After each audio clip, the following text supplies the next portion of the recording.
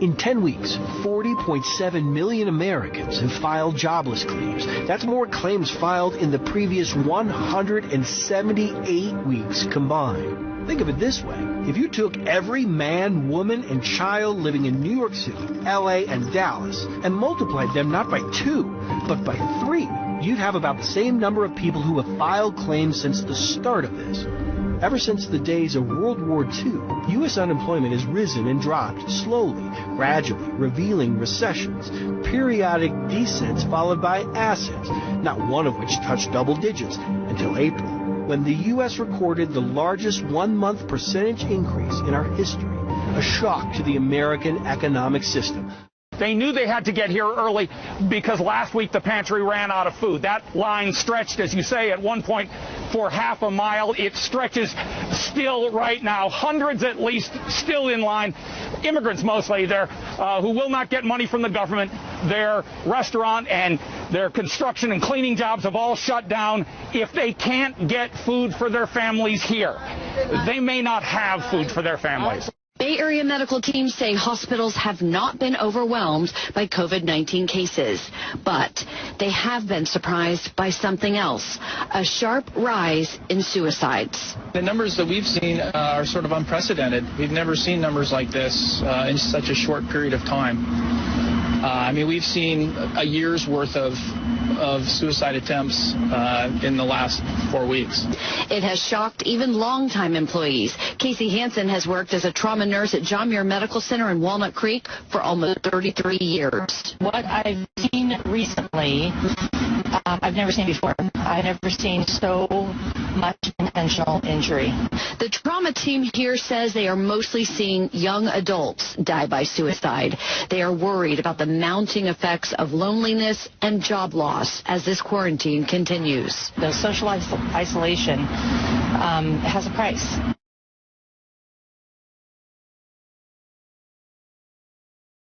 Dr. Fauci, America has changed so rapidly in the last week. When is life going to get back to normal? How long is this going to last? You know, Nora, we don't know how long it lasts. If you look at what's happened in China, they went way up and they're starting to come right down now. The Korea curve is peaking. It's starting to kind of flatten out. So you usually measure in a matter of several weeks to a couple of months. Don't go to crowded places. France is trying to close down restaurants and cafes and bars. Yeah. Should that happen here in the United States? You know, every single day we meet with the task force and we take a look at what's going on. And you don't want to make a pronouncement that no one should ever go into a restaurant. I mean, I think that might be overkill right now, but everything is on the table. We're faced with a real challenge. You can't stay shut down forever.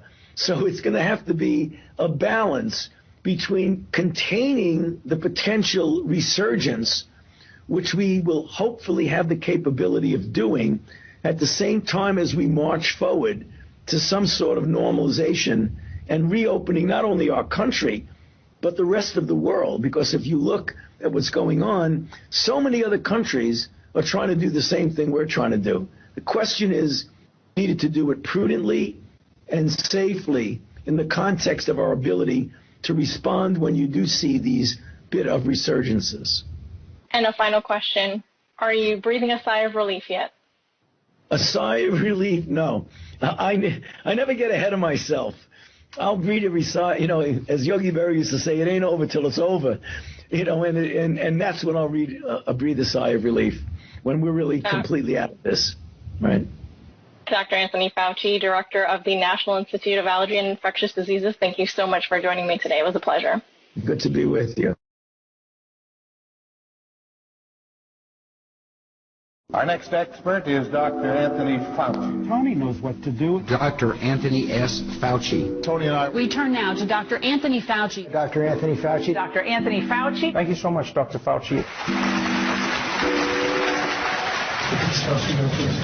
My name is Dr. Tony Fauci. I'm the director of the National Institute of Allergy and Infectious Diseases at NIH. Even celebrities like NBA superstar Steph Curry. Dr. Fauci. Hey, Steph. See Dr. Fauci as the crisis's MVP. Thank you again for you and your entire team protecting all of us. Plenty are grateful. You can join Fauci fan clubs. There's Fauci footwear. even fancy Fauci food. Donuts, in this case. You can buy a Honk for Dr. Fauci yard sign, or you can take a nap on your I Heart Fauci throw pillow. You can ponder whether to go outside while wearing your What Would Fauci Do t-shirt. Or you can stay inside and light your Dr. Fauci prayer candle. And remember Shepard Fairey's famous Obama image? Well, Dr. Fauci inspired others to copy it, giving us a new way to look at hope.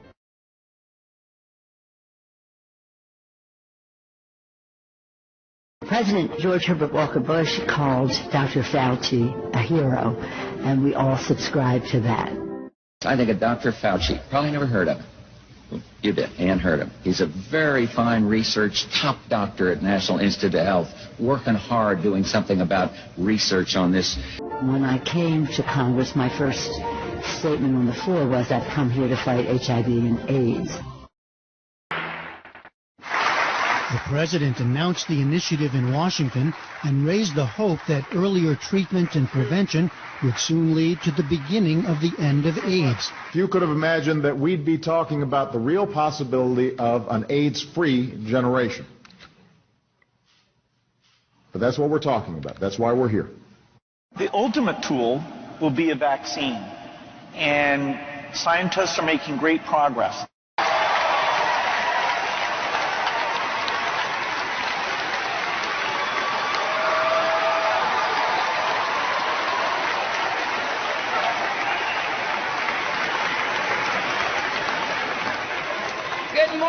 Well, I am here today to make it absolutely clear. The United States is committed and will remain committed to achieving an AIDS-free generation. We will not back off. We will not back down. We will fight for the resources necessary to achieve this historic milestone.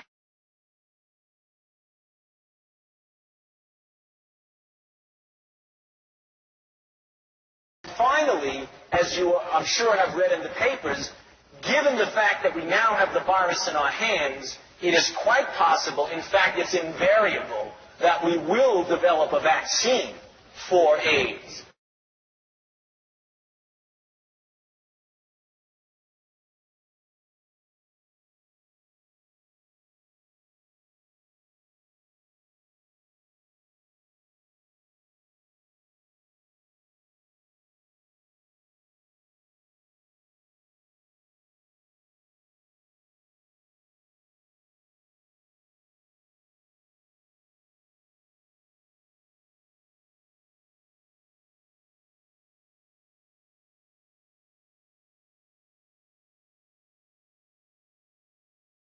Why do you believe that HIV does cause AIDS? Because that's all the information that I've been given. Because we've never been taught anything different.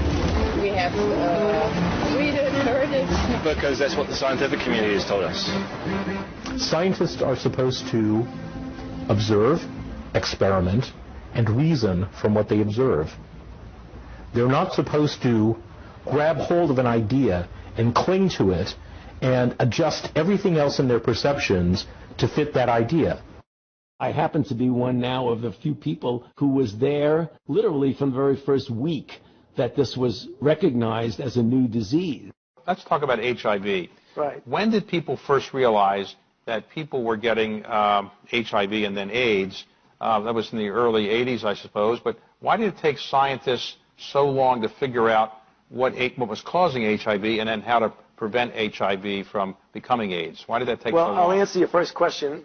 We first became aware of it in a report of the MMWR from the CDC on June 4th of 1981, followed by one in July 5th, 1981, of the first cases from Los Angeles and then from New York, San Francisco, and Los Angeles. I don't think at all that it was a long time before we found out what it was. The first cases were recognized, even though it was around probably 10 years before.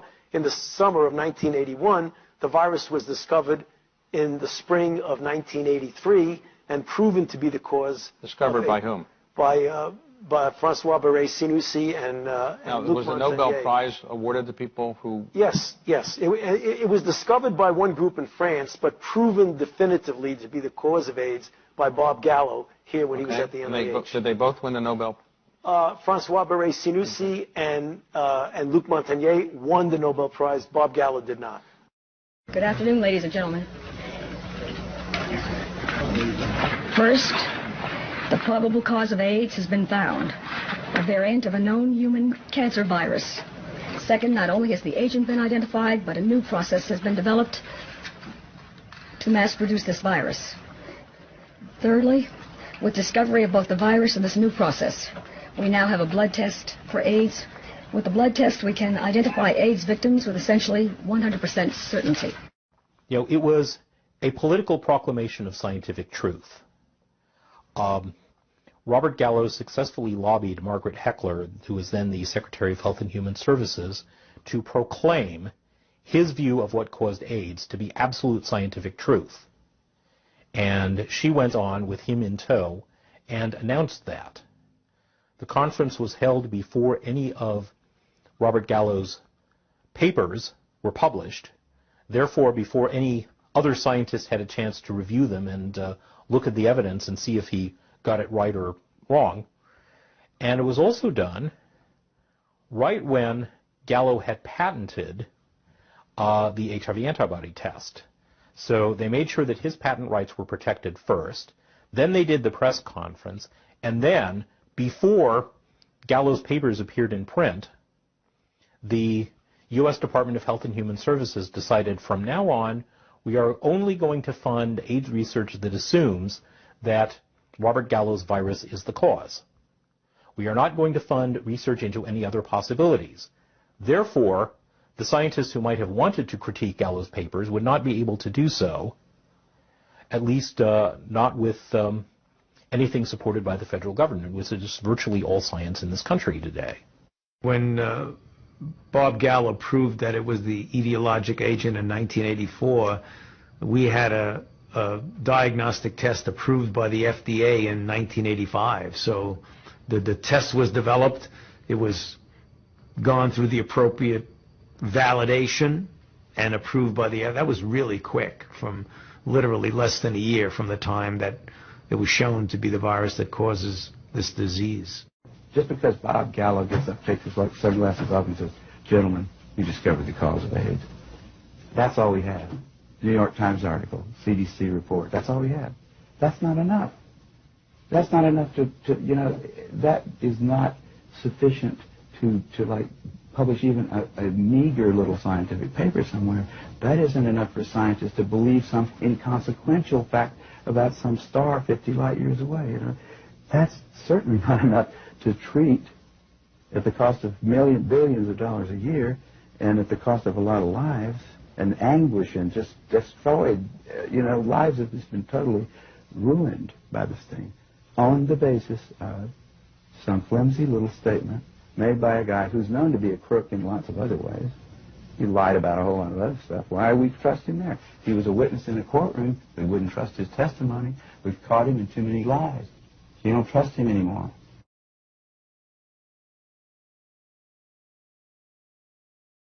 At the University of California in Berkeley, Duesberg became a world-renowned retrovirologist in the cancer program and the first man to map the genetic structure of retroviruses like HIV back in 1970. His honors include membership in the National Academy of Sciences due to his discovery of cancer-causing genes. Having researched retroviruses for over 30 years, some have called him the world's foremost expert in retrovirology. Dr. Duesberg was somewhat skeptical of Gallo's AIDS virus announcement. I wasn't madly impressed by it, because what else would you expect from a person like Gallo, who had studied retroviruses all his life, that he would say a retrovirus is causing AIDS? That seemed to me the first coincidence that made me wonder whether that was an authentic claim, or going to be an authentic claim. But I would say it was not a surprise that he would say that. He said it before, that it would cause leukemia or things like Alzheimer's disease, neurological diseases, and it failed. So I was not too impressed that this was going to be a winner now, and it would have been for the first time that a retrovirus would have been pinned down as a cause of a human disease, or even a disease in wild animals. For 18 months, Peter Duesberg studied every scientific publication on HIV and AIDS he could get a hold of. When he finally published his observations in Cancer Research in 1987, he stood alone against the tide of popular opinion and the government-funded AIDS industry. His position has become well known. He argues that HIV is not causing AIDS. It's a harmless passenger virus that has lived in humans for centuries without causing diseases. He believes AIDS is the result of other non-infectious factors like drug use. And ironically enough, AZT, the highly toxic medication prescribed to treat AIDS patients, actually does what the virus cannot, that is, causes AIDS itself. Though Dr. Duesberg's arguments were ridiculed by many and ignored by most, many of his colleagues studied his research and came to the same conclusion. Something is terribly wrong with the war on AIDS. Dr. Richard Stroman recalls the impact of Duesberg's arguments in Cancer Research. It was a remarkable review, and it raised the fundamental issues about viruses as a cause of both cancer and immunosuppression, basic questions that haven't been really responded to in any meaningful way in the almost 10 years since that paper was published. Soon other top scientists joined Duesberg and Stroman in questioning the HIV hypothesis also. Nobel Prize winners Dr. Walter Gilbert of Harvard and Kary Mullis, who invented the PCR. Dr. Charles Thomas, a former Harvard professor, organized a consortium of 12 signatories to address the issue. They would in time become the Group for Scientific Reappraisal of the HIV-AIDS hypothesis. We started out by writing a letter to Nature calling for a reappraisal of the evidence for and against the hypothesis that HIV did in fact do all these things. And there were about 10 or 12 signatories to this letter, and it was rejected, even though many of the signers of the letter were certainly reputable people. We tried Nature magazine, and it was ignored. Then we tried the New England Journal, JAMA, and so forth, and Lancet. In each case, we were rejected. They would not publish this letter. It was only 4 sentences long. It read, it is widely believed by the general public that a retrovirus called HIV causes a group of diseases called AIDS. Many biomedical scientists now question this hypothesis. We propose a thorough reappraisal of the existing evidence for and against this hypothesis be conducted by a suitable independent group. We further propose that critical epidemiological studies be devised and undertaken. That is certainly hardly a bomb-throwing letter, but nonetheless they would have none of it. And being rejected made us angry, so we decided to extend the list of signatories. So it jumped to 30, and then to 50, and then to 100. And then by 1994 up to 600, 188 of whom have advanced degrees. We publish a newsletter, we have a website, so it's a fairly large organization now. Though the scientific establishment has continually ignored Duesberg and the Group for Reappraisal, some individuals are having second thoughts. At the San Francisco International AIDS Conference in 1990, Dr. Luc Montagnier, who discovered the virus originally 6 months before Gallo's claim, made a startling statement. HIV might be harmless. Against his own interest, Montagnier's statement should have been earth-shaking, but the conventioneers paid it little attention and went right on talking about new antiviral drug treatments. Why is the scientific community ignoring the dangerous ramifications of this essential question about the cause of AIDS? Do we have an answer? Yes, in retrospect, we certainly do. Too many people are making too much money out of it. And money is much stronger than truth.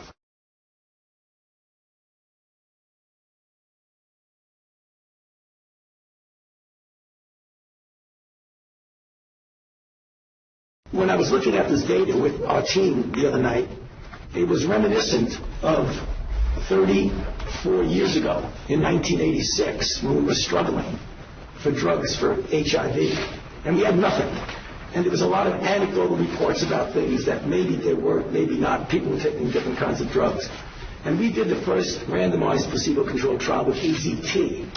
which turned out to give an effect that was modest. In 1987, the war on AIDS took another drastic turn for the worse. AZT, a toxic chemotherapy deemed too poisonous for cancer treatment, was approved to treat symptomatic and asymptomatic HIV patients in an attempt to kill the virus that causes AIDS. AZT is a DNA chain terminator, a poison designed to randomly destroy the DNA synthesis of reproducing cells. It was initially developed to treat leukemia victims, but after animal testing, the FDA determined that it was too toxic for use in human beings and banned it. But in 1987, when the AIDS scare hit its height, the FDA was pressured into approving the drug for use for the first time in human beings, even for people who were healthy and showed no sign of AIDS. AZT is highly mutagenic, meaning that it destroys the genes in cells and has been shown to cause cancer in rodents. It targets the bone marrow, where B lymphocyte blood cells are being made. These are the very cells an AIDS patient needs most for immunity. AZT destroys randomly bone marrow, kidneys, liver, intestines, muscle tissue, the brain, and central nervous system. Peter Duesberg claims AZT actually causes AIDS itself. AZT does directly causing AIDS-defining diseases. You know, AIDS is a lot of things, but it doesn't cause Kaposi sarcoma or anything, but it does cause immunodeficiency.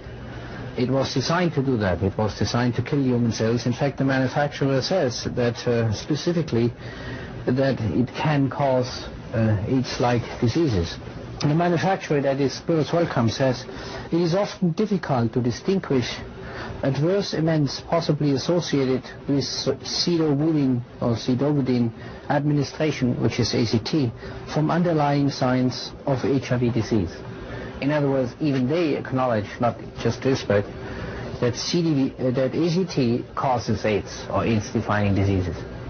Whenever you have clear-cut evidence that a drug works, you have an ethical obligation to immediately let the people who are in the placebo group know so that they could have access. And all of the other trials that are taking place now have a new standard of care. So we would have normally waited several days until the data gets further, dot the I and cross the T. But the data are not going to change. Some of the numbers may change a little, but the conclusion will not change. In his book, Poison by Prescription, journalist John Lawrenson explains how AZT tests conducted by the FDA and Burroughs Wellcome, the manufacturer, were scientifically sloppy and outright fraudulent. During the experiments, patients taking AZT became anemic, suffered low white blood cell counts accompanied by vomiting. Over half had to have blood transfusions. 20% were transfused several times. Despite a warning by FDA toxicology analyst Harvey Chernoff that AZT not be approved, the FDA was pressured by AIDS activist organizations to lift the ban, and hundreds of thousands of people began taking AZT, even though AZT cannot cure AIDS and is only supposed to slow down the progression. The mortality rate trended towards being better in the sense of less deaths in the remdesivir group. 8% versus 11% in the placebo group. It has not yet reached statistical significance, but the data needs to be further analyzed. The logic behind AZT treatment is flawed, even if one believes HIV causes AIDS, because HIV only infects about 1 T cell in 1,000. 999 healthy T cells must die to kill the 1 cell that is infected, and this can only happen early on before HIV becomes dormant and is still making DNA. Yet AIDS patients are given AZT for months, on into years, randomly destroying DNA in all parts of the body. AZT is expensive and costs between $8,000 and $12,000 a year, most of which is paid for directly or indirectly by the taxpayer. Burroughs Wellcome, now Glaxo Wellcome, the manufacturer, has generated sales over $1 billion a year with AZT. Because of rules allowed by the FDA, a bottle of AZT that costs about $5 to make can be sold for over $500 as a prescription, and much of this markup is being subsidized by the taxpayer. The treatment causes a very similar condition we would expect from an AIDS patient. That's why nobody noticed that there was something wrong with the treatment. I remember in 1992, after I first tested positive, I became involved in an organization called Women at Risk. There were 11 of us at the time on the board and involved in the group. All of us except 3 were on the medications. In the year and a half that I was involved with Women at Risk, every single woman in that organization on the drugs died. Every single one, except the 3 of us who weren't taking them.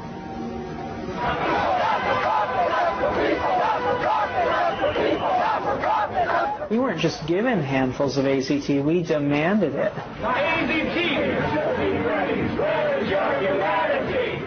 We considered the FDA not giving us these things as being anti-gay instead of being responsible. And so we went and we lobbied and we pushed for all these things, and we didn't think clearly about what it was we were asking for. It's like that saying, be careful what you ask for, it may come to pass. Whenever you have clear-cut evidence that a drug works, you have an ethical obligation to immediately let the people who are in the placebo group know so that they can have access. And all of the other trials that are taking place now have a new standard of care. So we would have normally waited several days until the data gets further to dot the I and cross the T. But the data are not going to change. Some of the numbers may change a little, but the conclusion. Explain this for people that might be new to this particular kind of fraud. Here's how it works.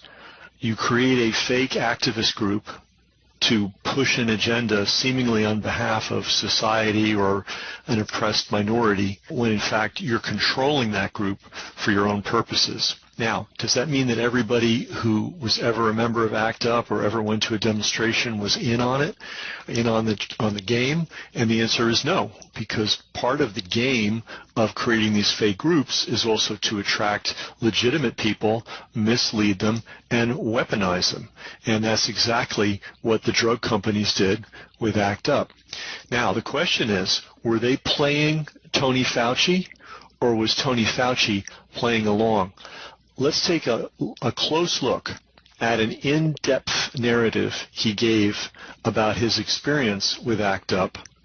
Watch his body language, and you tell me. Very early on in the course of this pandemic, the activists were making extremely good points about the uniqueness of this, the need to do more, the need to be less rigid in our regulatory approaches towards the approval and testing of new drugs, and the rigidity and lack of flexibility in how we design clinical trials, all of which were the classical way to approach drug development, therapeutic developments, clinical trials, and FDA approval. They wanted to get our attention, so they would do it in a very theatrical way, and they scared a lot, because for the most part, the scientific community and the regulatory community are conservative. And I say conservative, I don't mean conservative in an ideological, political way, but conservative in their approach towards science. It's nice that people are interested who are not scientists, but leave them out of it and lets us scientists make the decision. So they didn't pay much attention to the activists. I, for one reason or other, began reading intensively what they were writing, and even though when they were demonstrating and closing down Wall Street and invading St. Patrick's Cathedral and doing things like that, looking very eccentric and scary to some people, I try to phase that out and just listen to what they said and read what they wrote, and they were making perfect sense. So since I was always out there as a government official, they equated me, my face, my name, with the federal government. So they began to demonstrate against the NIH. And right here on our campus, they, came in, invaded the campus, smoked bombs, wanting to get arrested. And I made probably the best decision in my interaction with community, is that I agreed with what they were saying. We weren't just given handfuls of AZT, we demanded it. We didn't think clearly about what it was we were asking for. It's like that saying, be careful what you ask for, it may come to pass. The Wellcome Foundation, UK manufacturer of AZT, saw its shares spiral upwards. AZT was to be the new wonder drug. Then, in 1989, after further trials were terminated early in the United States because results looked promising, it was announced that AZT could be used not only on people with AIDS diseases, but in a much larger group, with HIV and low immune cell counts, but no other symptoms. Wellcome's shares soared to new heights, adding £1.4 billion to the company's UK stock market value in one day. Before a drug is licensed for use, it normally has to undergo animal toxicity studies and clinical trials in humans. No long-term animal studies were completed when AZT was licensed. The clinical studies in humans called Phase 2, which led to the licensing of AZT, were financed by Wellcome. They were presented as complying with the only reliable scientific test for a drug, double-blind studies, and published in the New England Journal of Medicine in July 1987. The study fell apart. I mean, it bombed in so many ways.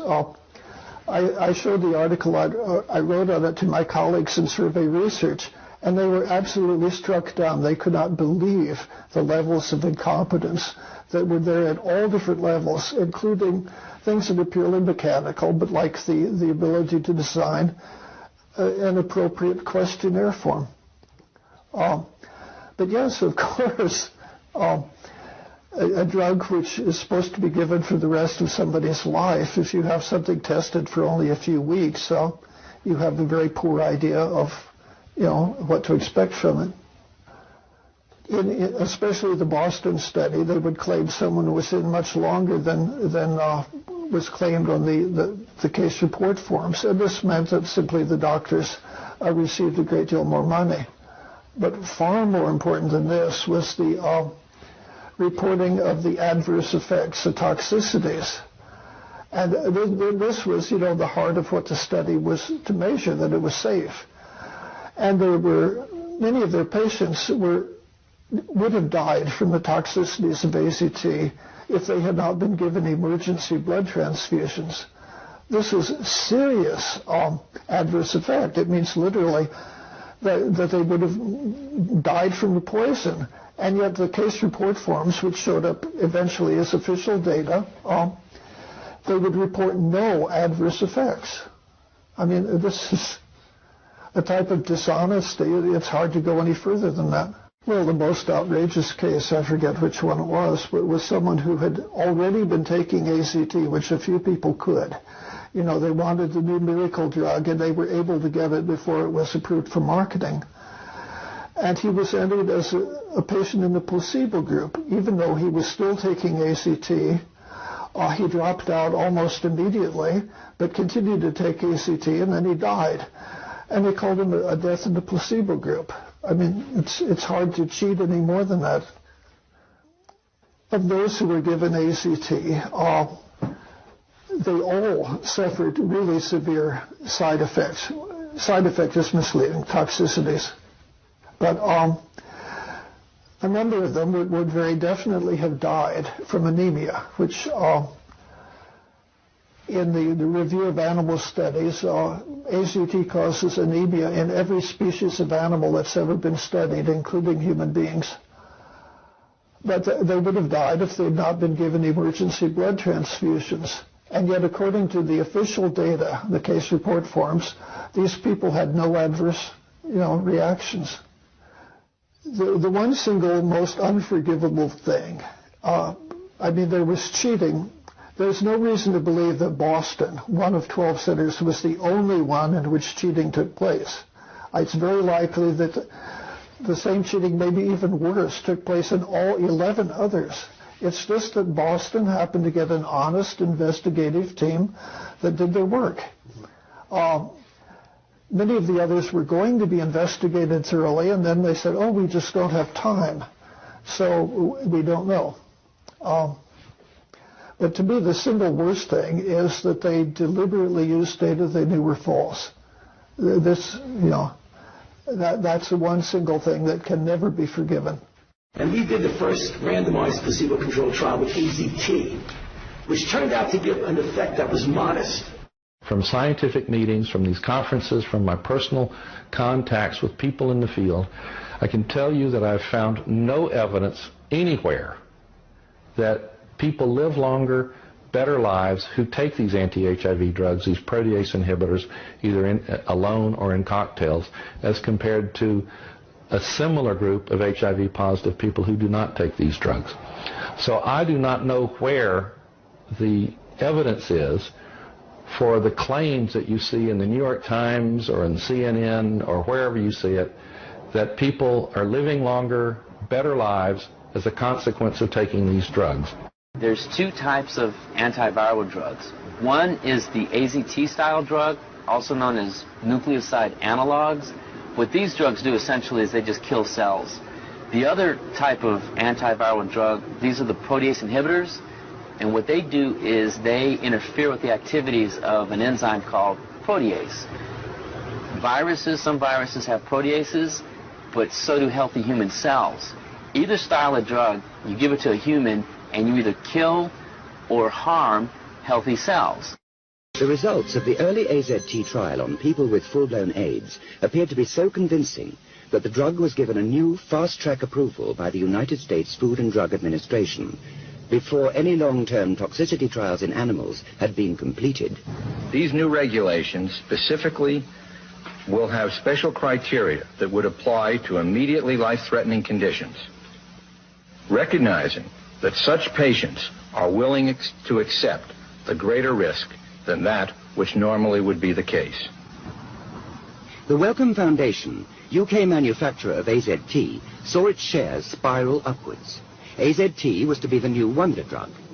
Then, in 1989, after further trials were terminated early in the United States because results looked promising, it was announced that AZT could be used not only on people with AIDS diseases, but in a much larger group, with HIV and low immune cell counts, but no other symptoms. Wellcome's shares soared to new heights, adding £1.4 billion to the company's UK stock market value in one day. Commercial interests are definitely part of the problem here. And it's also our collective inability or challenge to say, all this time, all these years, all these lives, all these billions and billions of dollars, can we just stop a second and go back to the very beginning and make sure we've got this right? I mean, that is so hard to do. People don't even know it's a lie. I mean, you know, it's not so much a lie as business as usual. I mean, having been in business for a long time, I was in advertising for a long time, and then I had this very successful clothing company. The business of a business is to be in business. You need to find new markets. You need to find new customers. You need to increase your profit margins. If that means going offshore, if that means, you know, taking over new territories, if it means coming up with new products that more people want. And the ideal of every business is to have a government mandate for your product. The antiviral drugs are chemotherapies. They're all based on chemotherapies that have been developed 30 years ago, long before AIDS was known, to kill human cells. Chemotherapy is restricted to a few months in the hope the cancer dies before you die. If you started taking any other chemotherapeutic agent for the rest of your life, it would be that agent probably that killed you. You know, when you give chemotherapy to somebody with cancer, you give them a round of it for maybe 14 days or a few days. Hopefully you're not going to kill the patient, you're going to kill the cancer. The patient's going to survive. But you don't keep giving it to him until he dies, because he certainly will. We went from nothing, not even knowing what the virus was, to discovering the virus, developing drugs, and then having a phenomenal response. The epidemic went from a few gay men to now, today, 78 million people having been infected, 39 million deaths, 35 million people living with HIV, and the epidemic still rages with over 2 million new infections each year. They're taking the show to the third world, and they're not only giving AZT to what will probably be millions of women in the third world, whether they're HIV positive or not, but they're also insisting that they stop breastfeeding and start formula feeding. Mother's milk, which pediatricians around the world will tell you is the healthiest food that a newborn can have because of the immunological properties in mother's milk, that women should in fact cease breastfeeding their young. Now, this to me seems something more than just a crime. This is absolutely diabolical. I can't imagine that it'll work out any other way than that you're going to just see tens, maybe hundreds of thousands, maybe even more babies dying. And they'll probably say they died of AIDS no matter what happens. So nobody will even be held accountable this time. Oh, here's the one thing they're doing. So they can demonstrate that this has nothing to do with any particular formula company making money off of this situation. The WHO or UNAIDS or whoever it is insisting that the formula gets shipped in bottles without labels. We haven't looked carefully at the facts. We've been told numbers ranging from 5 million to 25 million Africans have HIV and that there's going to be an enormous amount of death. But when you actually go to Africa and you interview the physicians working there, you find that these are presumptive diagnoses.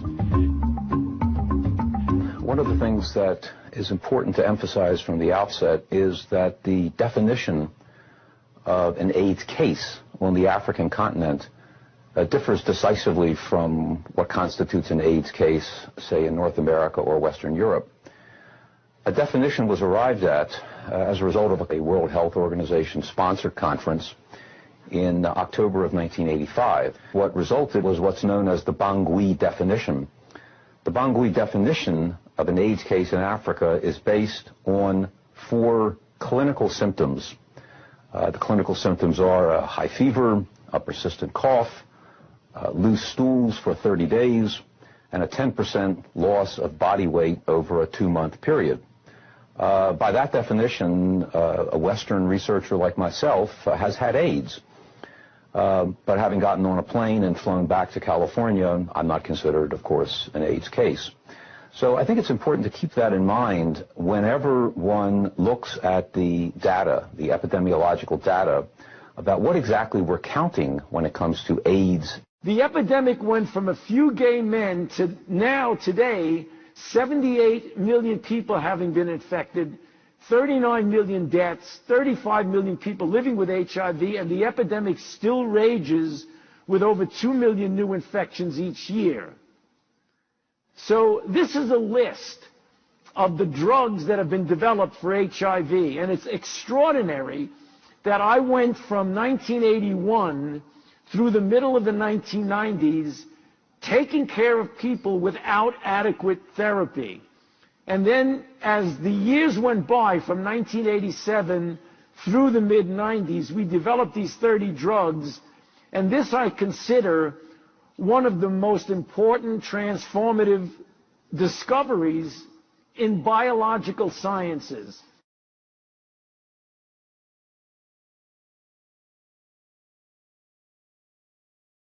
June 5th, 1981. The CDC published a morbidity and mortality weekly report describing cases of a rare pneumonia in otherwise healthy young gay men in Los Angeles.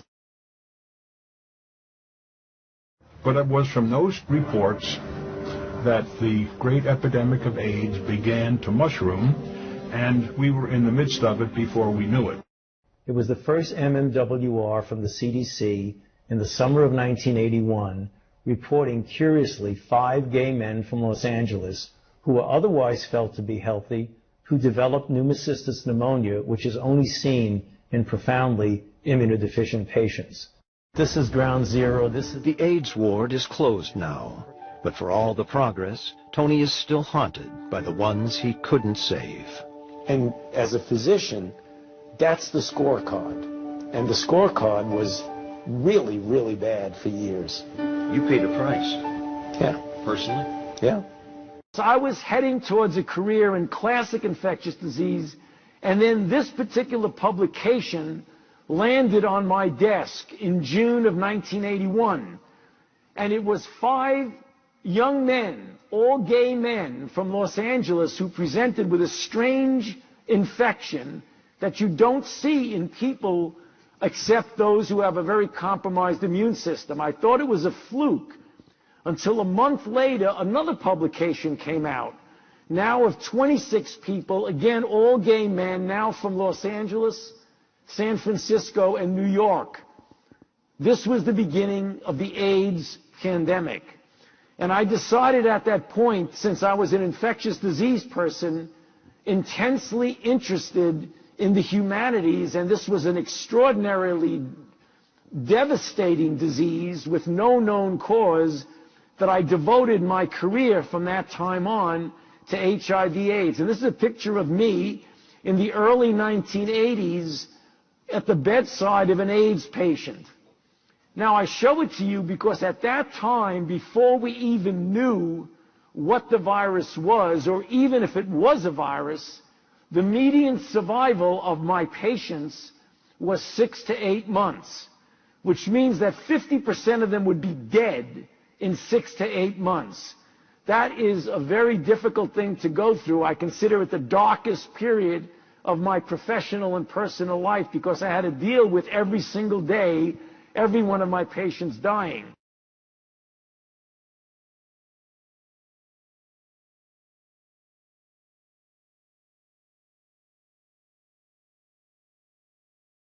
The very first AIDS cases were 5 gay men diagnosed in Los Angeles in 1981 by a doctor named Michael Gottlieb.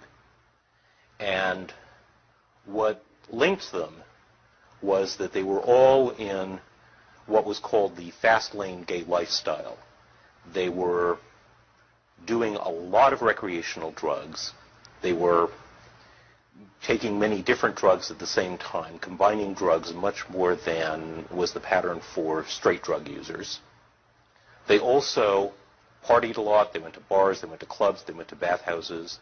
They met a lot of men. They had a lot of anonymous sexual contacts. And as a result, they were exposed to a lot of the classic sexually transmitted diseases like syphilis and gonorrhea. And because they were getting those diseases, they were also frequently going to doctors and getting antibiotic prescriptions to treat those. All of that created a situation where a handful of gay men were burning the candle at both ends and putting a blowtorch to the middle. And it's no wonder that after a while their immune systems started to collapse and they started getting sick in these unusual ways that previously had only been seen in older people whose immune systems had deteriorated from age. I would watch my friends stay up all night at the baths doing speed and then take a downer, and then in the middle of the day in the afternoon they'd be under the covers twitching. I consciously tried to deal with drugs in a saner way than most of my friends did.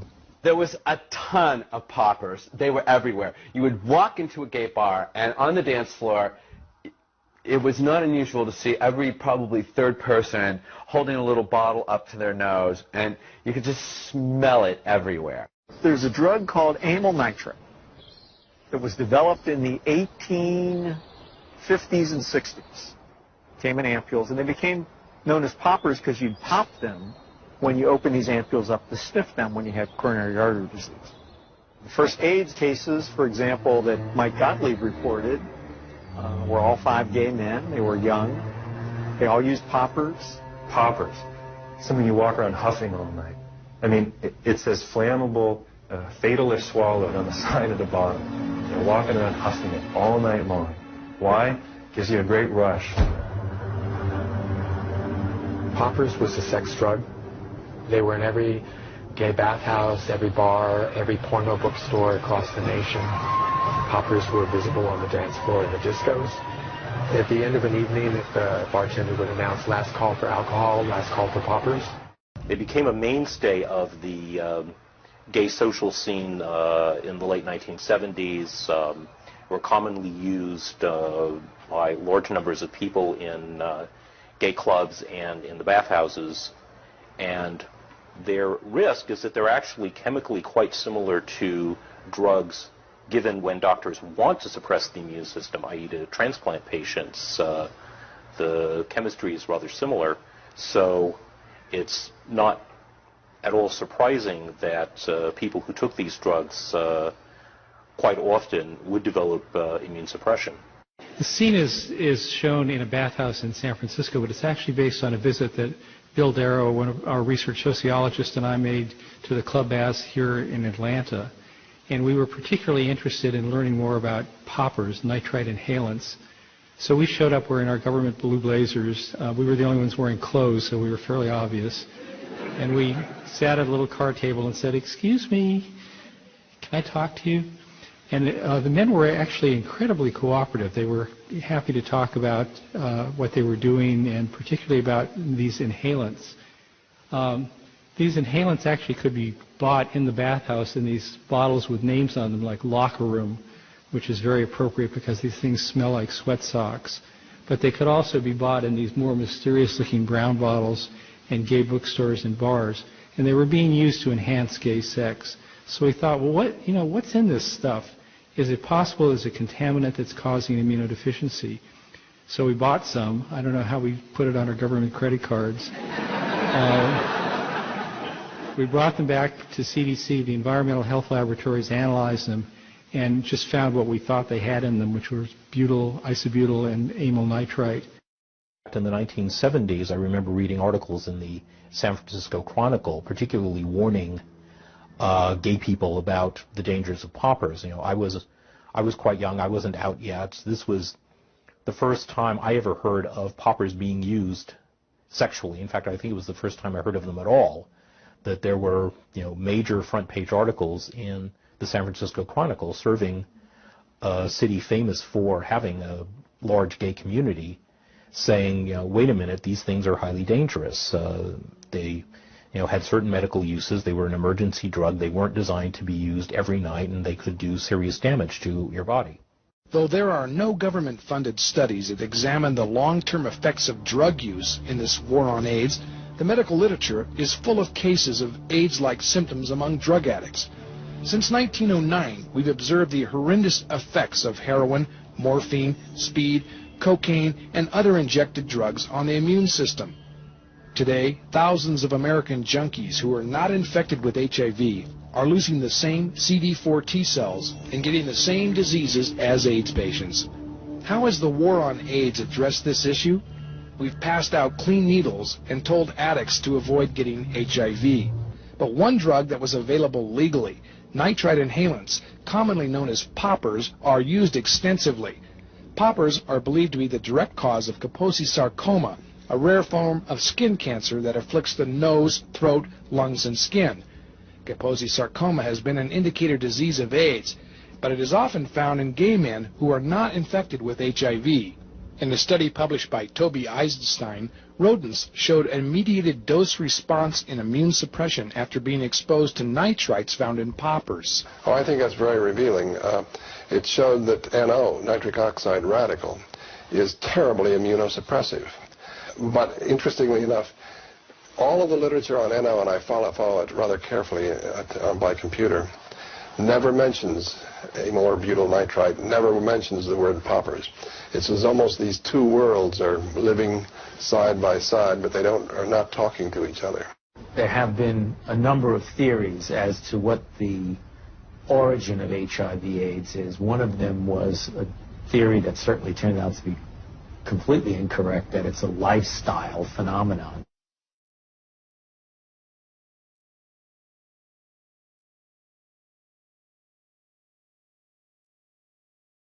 For a while in the 1970s, the main financial supports of the gay press were bar ads and popper ads. That if you were a gay publisher in the 70s and you got a contract from enough of the national poppers makers, you could keep your paper in business.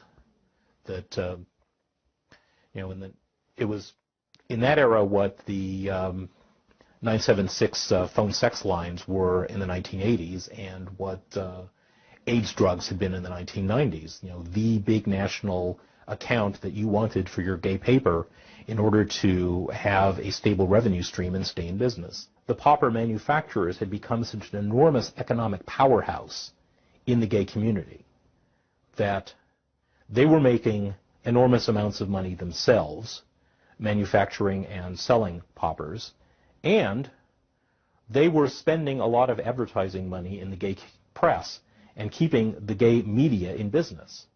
So obviously the poppers manufacturers had a vested interest in making sure their product was not blamed for AIDS. The gay media had a vested interest in making sure that poppers were not blamed for AIDS, and therefore the coverage in the gay media skewed away from poppers and other similar risk factors and towards the viral hypothesis.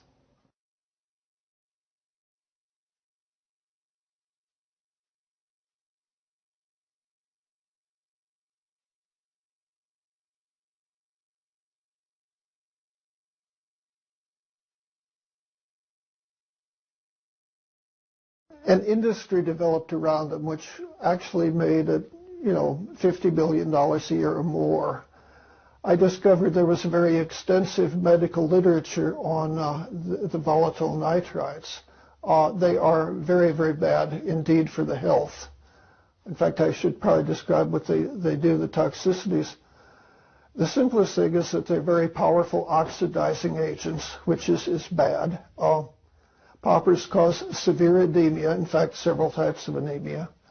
And secondly, poppers are powerfully mutagenic, meaning that they cause cellular changes.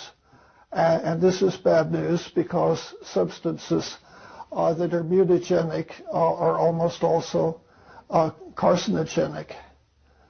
So at any rate, Hank Wilson and I tried to get the word out to gay men. We had a hard time because gay publications were all running, every issue, a dozen ads for poppers. This was a large part of their revenue. And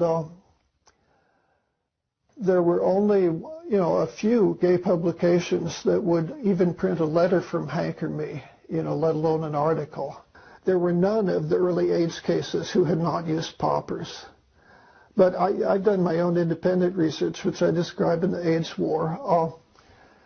One of my informants, Artie Filson, who was very, very active and outgoing in the People with AIDS Coalition, claimed that he had interviewed several hundred gay men with AIDS. And he said that virtually all of them had been heavy users of drugs. He said without a single exception, they had all been poppers users.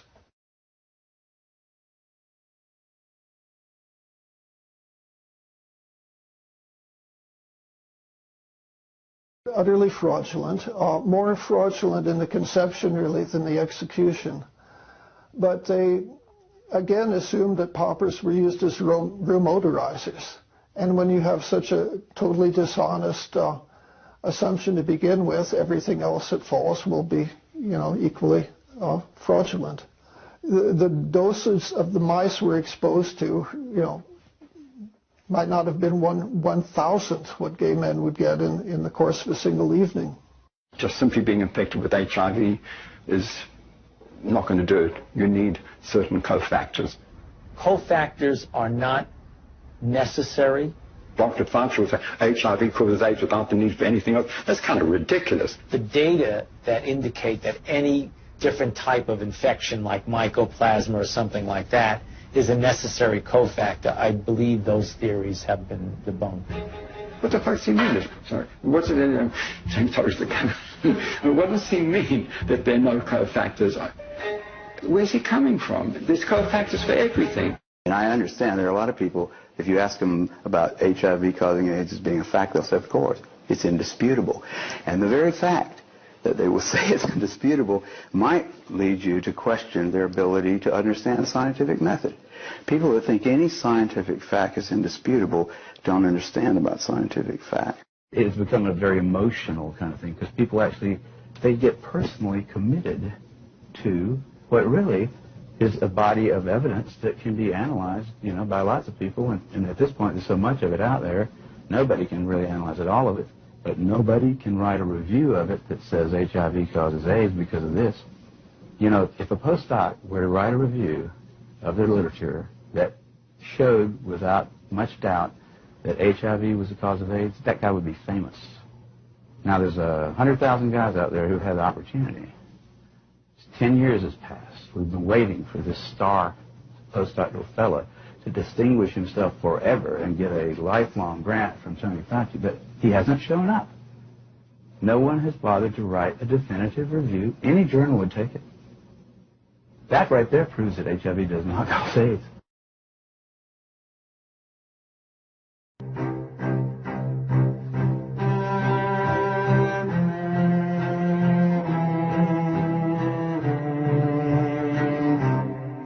talk for a moment about testing. What are your thoughts on someone going out and getting a quote-unquote AIDS test? Really, when we say it's an AIDS test, that's a misnomer. It's not a test for AIDS at all.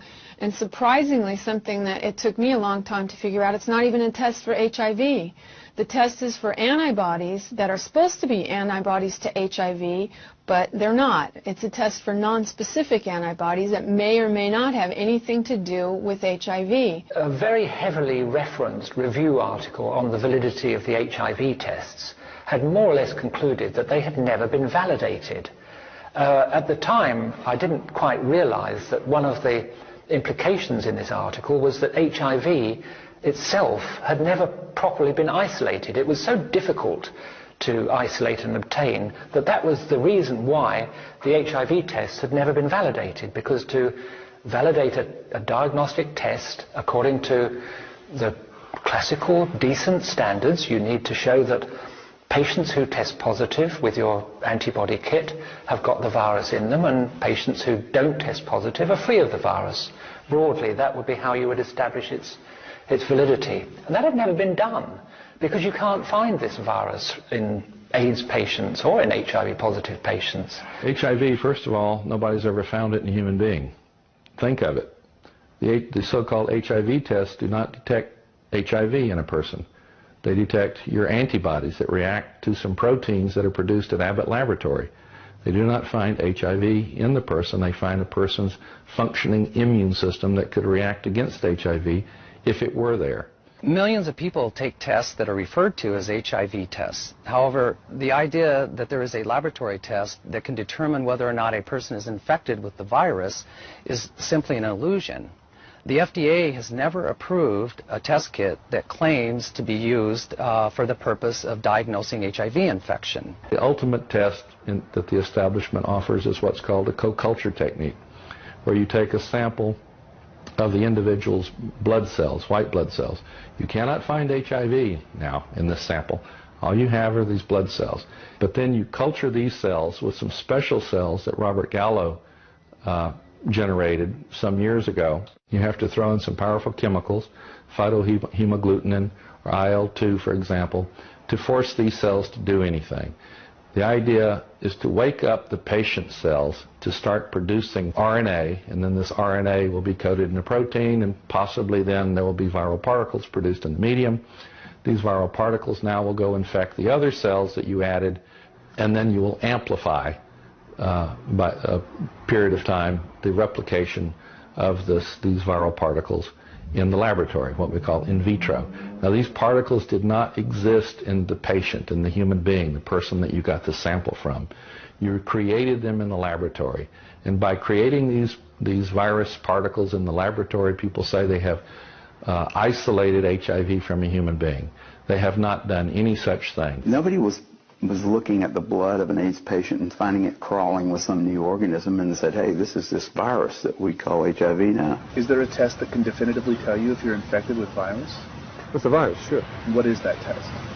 Well, the test is to do the ELISA test, which really demonstrates, and in essence it's a surrogate also because it represents antibody production to the virus.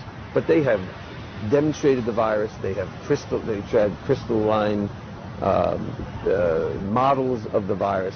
HIV exists.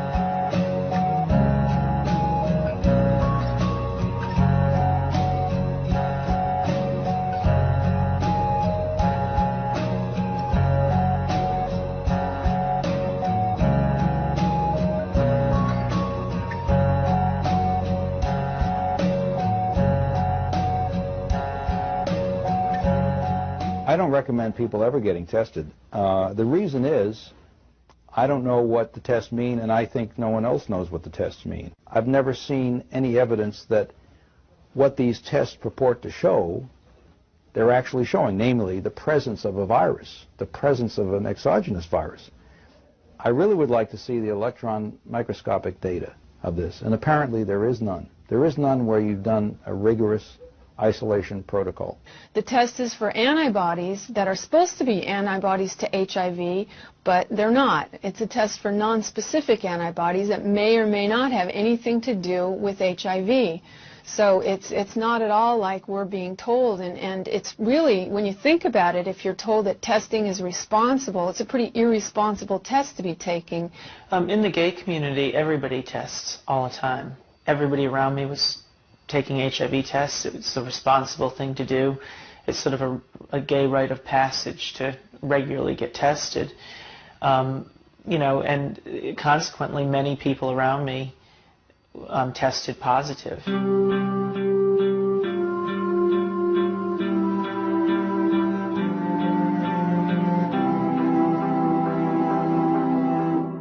In essence, AIDS is advanced HIV infection as opposed to early HIV infection.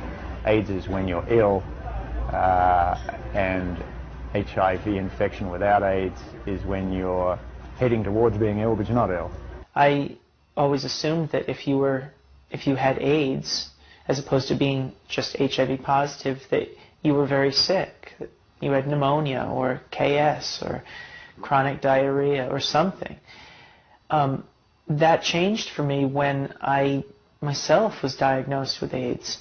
And I was diagnosed not because of an illness, not because I was sick or that my immune system didn't seem to be working, but because my CD4 count had dropped below 200, which according to the CDC definition is what defines AIDS, an HIV positive test and a CD4 count of less than 200. In 1993, in this country, we adopted a definition that caused the number of AIDS cases to double overnight. And part of that reason was, for the first time, we began counting people as AIDS victims who were not ill and who did not have any symptoms. They had a low T-cell count. And that's only one low T-cell count. And T-cells are something that can fluctuate 100% in a given day. So based on a low T-cell count, that year, the number of AIDS cases doubled overnight, and with that definition, there have been 182,000 Americans who are not ill, diagnosed with AIDS, who would not have AIDS if they moved to Canada, because in Canada, they don't recognize that T-cell definition as a criteria for having an AIDS diagnosis. Most people consider it blasphemous when you point out that AIDS is not a disease. It's a syndrome. It's a collection of diseases. And those diseases get called AIDS if they occur in a patient that the doctor somehow concludes is HIV positive. All of the diseases in the category called AIDS occur to people who are HIV negative. None of them are exclusive to people who test HIV positive, and all of them have causes and treatments that are known, well known, they're completely unrelated to HIV. So any of these diseases, when they happen to somebody who tests HIV negative, are called by their old name, but when they occur in someone who tests HIV positive, then they're called AIDS. All kinds of diseases started coming into the AIDS family faster than anyone should have been comfortable with, really. To go from 2 or 3 to go to 30 in a few years was like somebody should have said, hey, there's something wrong here, and it's got to be financial. Things don't happen that fast in science. You don't suddenly notice that one new organism is causing every problem. I mean, it was a bizarre thing that happened. It really was. It didn't really have any precedence in terms of medicine before that, unless perhaps you could think of the possession by the devil stuff, right? You see, once you're possessed by the devil, anything that happens to you or anything you do is got to do with that, right? So it makes it easier for you to get tuberculosis, and it makes it easier for you to get uterine cancer. It makes it easier for you to get Candida albicans. And so all those things can now be called AIDS. Now, why would anybody do that? And why would any reasonable doctor start lumping together various symptoms into one pile and think all this is caused by HIV? We have a test, but it's not a test for AIDS.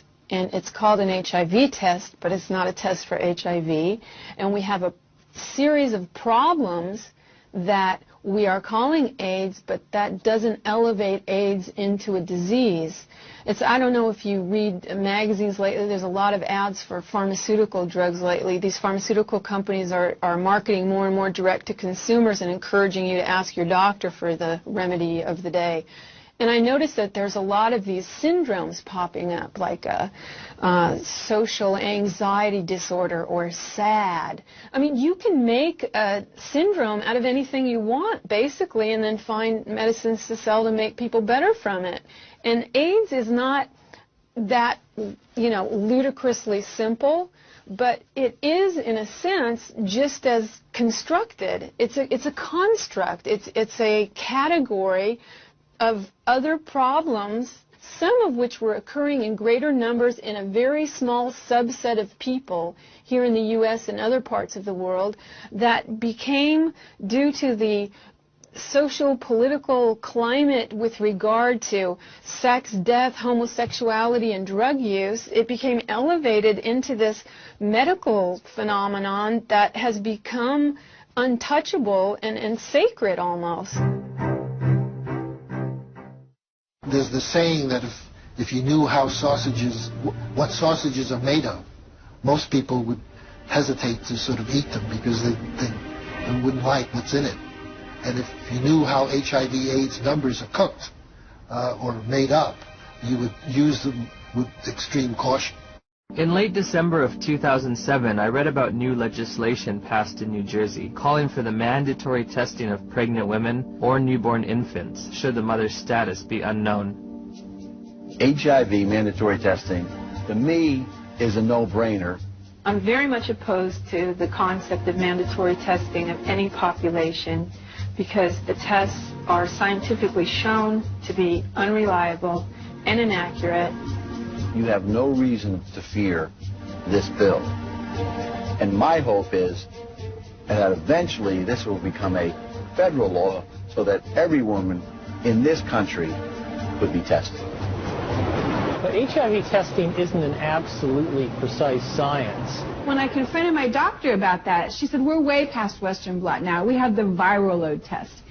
But when you get the package insert for the viral load test, it says, if you test positive, you are considered confirmed infected with HIV. But at the bottom of the page, in fine print, it states a person should have additional testing. It does not allow you to tell a single person on this planet that they are HIV positive. And it's a scandal that this test continues to be used. So again, I'm asking, where's the test? Where's the test that can confirm a diagnosis of HIV infection? And I can't find one. In light of all this scientific uncertainty, I asked Dr. Fauci for evidence linking HIV to immune deficiency disease. When you put the combined findings of the initial characterization as a distinct retrovirus isolated by Montagnier and his group, together with Gallo linking the virus to being the cause of AIDS, and they put those things together, and that's how we have a confirmation of the causative agent of AIDS, namely HIV. Still unclear about the evidence for HIV's existence, I decided the best way to verify it would be to actually see it. I asked Dr. Hans Gelderblum, a world-renowned electron microscopist, if he thought there was any reason to question Dr. Montagnier's published images. I've seen these publications, stamp-sized images. It's a nuisance. It's a nuisance. You do not really see much. When we saw that photo, we said, suggestive, but not convincing. Dr. Gallo, 1 year later, published photographs he claimed to be of HIV. Were his any better? These pictures were not so impressive. They were not much better than Montagnier's images. It's one thing to look like, and another thing is to be a virus. In 2002, I stumbled across an article by Valander Turner and Andrew McIntyre of the Perth Group in Australia, and it questioned whether there's ever even been found a virus. I became consumed with researching this. I could read from morning till night every day, and every link, another link, and I would email to these people and say, where's the test? I want to know. Am I dying? Am I contagious? And they weren't even very kind. They were just like, read our articles again. How many times do we have to tell you? So where does all this lead? Well, to recap, what we've seen is that back in the 80s and 90s and even through the present day, this idea of testing people for AIDS was a fraud. What it really was an HIV test, and that turned out to be a fraud too, because you really can't test reliably for HIV. So what does that mean? Does that matter? Does that affect anybody? Well, it sure does. Millions of people were given positive HIV tests and were told that they were going to die from AIDS. And then they were terrorized into taking first AZT, which is a very toxic drug. It is a mutagen. It is a carcinogen. It kills cells, and it killed a lot of people. And then Fauci and friends got more sophisticated, and they lowered the AZT dose, and they mixed it with a whole bunch of other toxic drugs, and they called it a cocktail. And then they went out and decided, hey, we're going to test the world. We're going to test pregnant women to make sure they're not carrying the virus. Not that they were sick, not that they had any symptoms, but they wanted to see, are they carrying the virus? And they did the same thing in Africa. And then after they increased the number of diseases from 2 to nearly 30 that could be classified as AIDS, and after they started a global testing program of, quote, vulnerable populations, which just coincidentally happened to be people not in a position to defend themselves easily, they started to find AIDS everywhere. Including in Africa, but including in the United States. And wouldn't you know, one of the communities they found a lot of AIDS was the African American community. And they tested a lot of women. And they found a lot of HIV positive women. And they decided, well, let's go forward and see what Dr. Fauci decided to do. We're at NIH today to talk to Dr. Tony Fauci about the Mississippi baby. Doctor, can you tell us about the announcement that was made this week? Well, the Mississippi baby, as many people know now because it got considerable publicity, was a child that was born of a mother who was HIV infected, but who unfortunately had no prenatal care and was not receiving antiretroviral drugs. Did you get that? This is a woman who had a positive HIV test, which he calls HIV infected. Okay? Not the same thing, not accurate, not scientifically sound, as we've seen before. But he makes that leap. And then he says, unfortunately, the mother was not getting drugs. So in Tony Fauci's world, if you are a poor African American woman or a poor African woman and you come up positive on one of these unreliable tests, in his world, the best thing that could possibly happen to you is that you would be given a lot of carcinogenic and mutagenic drugs to, quote, control the virus. Her mother, who was HIV infected, but who unfortunately had no prenatal care and was not receiving antiretroviral drugs. And at the time of birth, within the first 30 hours of birth, the baby was put on a therapeutic dose regimen of antiretroviral drugs, as opposed to waiting to see if the baby was infected and only giving him a prophylactic or a prevention dose.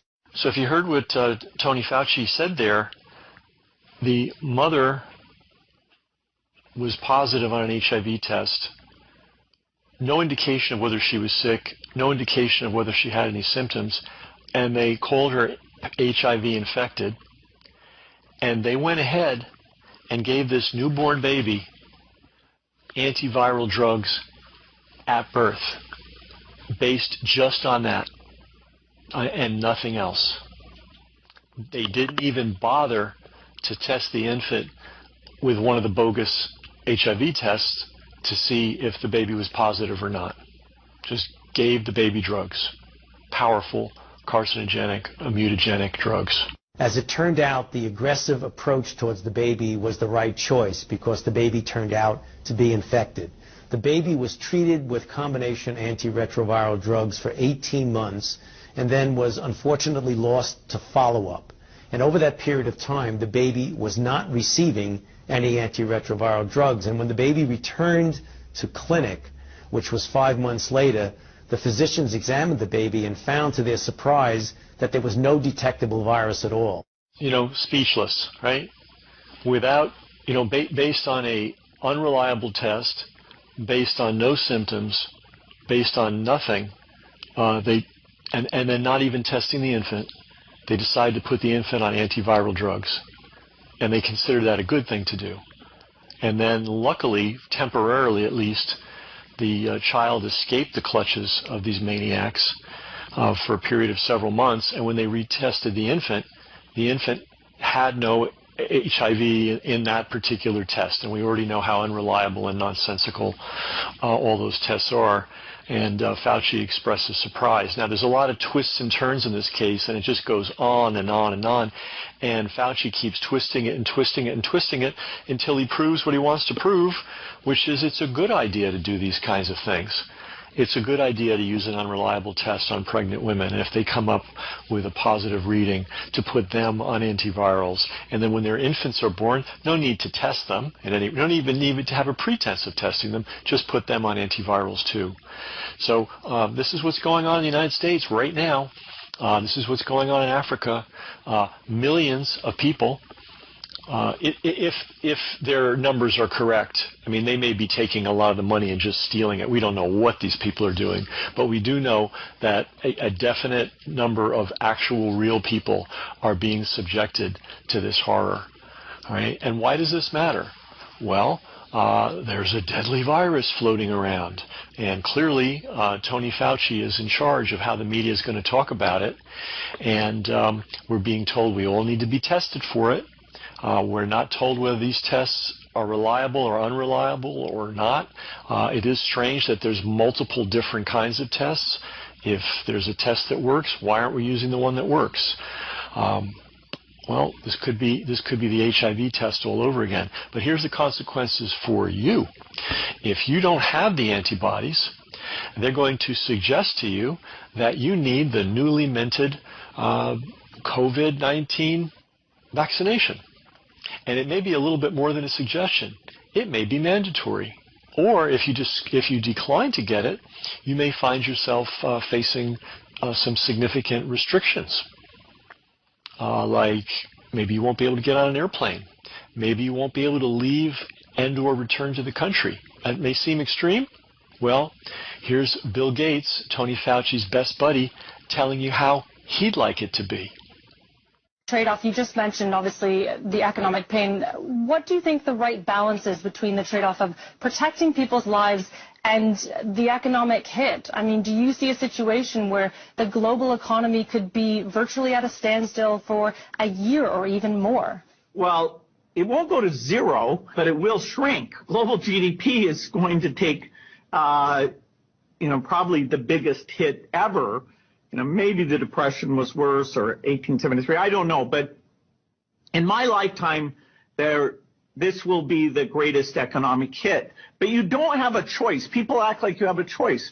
People don't feel like going to the stadium when they might get infected. It's not the government who's saying, okay, just ignore this disease. And, people are deeply affected by seeing these deaths, by knowing they could be part of the transmission chain, and old people, their parents, their grandparents could be affected by this. And so you don't get to say ignore what's going on here. There will be the ability, particularly in rich countries, to open up if things are done well over the next few months. But for the world at large, normalcy only returns when we've largely vaccinated the entire global population. And so, although there's a lot of work on testing, a lot of work on drugs that we're involved with, trying to achieve that ambitious goal, which has never been done for the vaccine, that rises to the top of the list. Eventually, what we'll have to have is certificates of who's a recovered person, who's a vaccinated person, because you don't want people moving around the world where you'll have some countries that won't have it under control. Sadly, you don't want to completely block off the ability for those, people to go there and come back and move around. So eventually there will be sort of this digital immunity proof that, will help facilitate the global reopening up.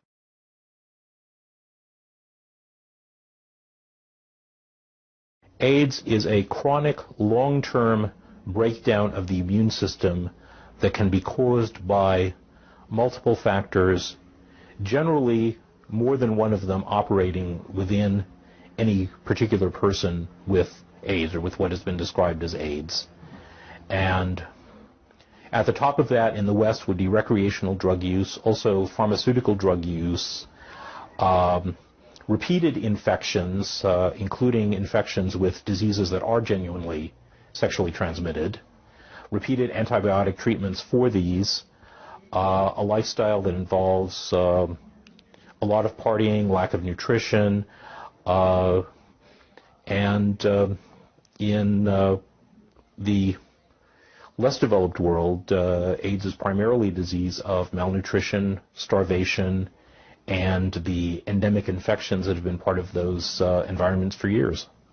Looking back, over 25 years, I think I'm probably the longest running AIDS dissident. I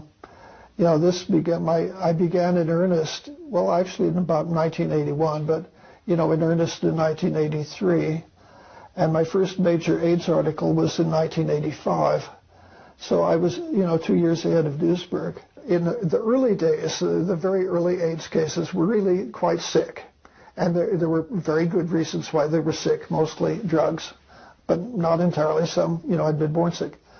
But then at a certain point, when that sort of AIDS had virtually ceased to exist, there became a new type of AIDS. They expanded the definition, and also they began giving the anti-HIV drugs to people who were, in fact, not even sick, but merely positive on the HIV tests.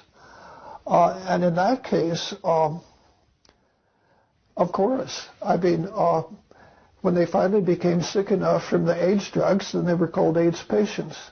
I would simply have to say that my main concern is the gay men who have been murdered. I don't think murder is too strong a word to use when you have a drug like ACT and all of the nucleoside analogs that followed, more or less on its coattail, approved on the basis of fraudulent research, and where, as Joseph Sonneman said, ACT is incompatible with life. Well, if it's incompatible with life, it's a poison. And if it's a poison that kills people, in contexts like that, it's murder. What do you know, John? What would you guess for the number of people who were really sickened and killed who had no presenting illnesses, just a positive test for the proteins, for the antibodies that were supposed to be specific to HIV? How many people were we killing with this drug? Well, here one has to guess. I followed the CDC's statistics very well year by year, but then they stopped reporting certain things. But I have a pretty good estimate that 1/3 gay men were killed by ACT poisoning. And I have a table I created, it's on my website somewhere. Wow. I would say, I don't even know now. They stopped reporting AIDS deaths by year, which made it impossible to track certain things. Yeah, I noticed that also, that the statistics, especially around 1997, was a big year where the next year, all of a sudden, they removed all the good stuff out of the reports. All that really they concentrate now on is how many cases there are in each city and each state, which I guess is purely for funding purposes. Well, I think it's deliberate. I don't think they want tracking to be done on their statistics. Well, if you take a look at their own statistics, though, you take a look at those 1983, 84, 85, 86, 87, really, we're talking a relative handful in a country of then 250 million, 260, 270 million people. maybe 5,000, 10,000 people.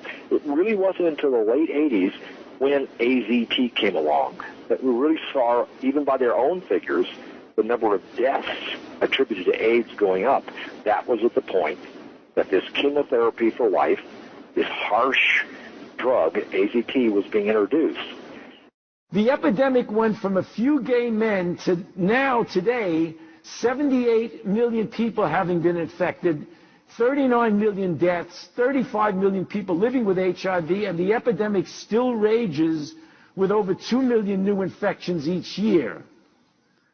So this is a list of the drugs that have been developed for HIV, and it's extraordinary that I went from 1981 through the middle of the 1990s taking care of people without adequate therapy.